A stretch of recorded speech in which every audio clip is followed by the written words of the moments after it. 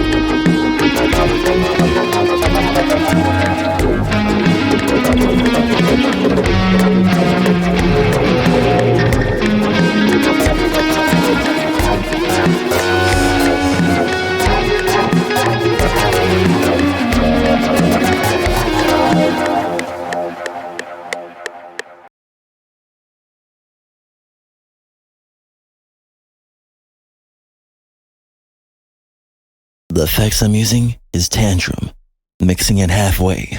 Thrill Seeker XTC MK2 and Patcher Valhalla Supermassive.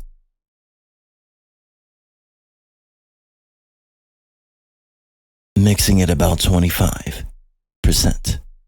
And then Nasty DLA MK2 LCF Mass Backs Hercules, and then Fruity Limiter.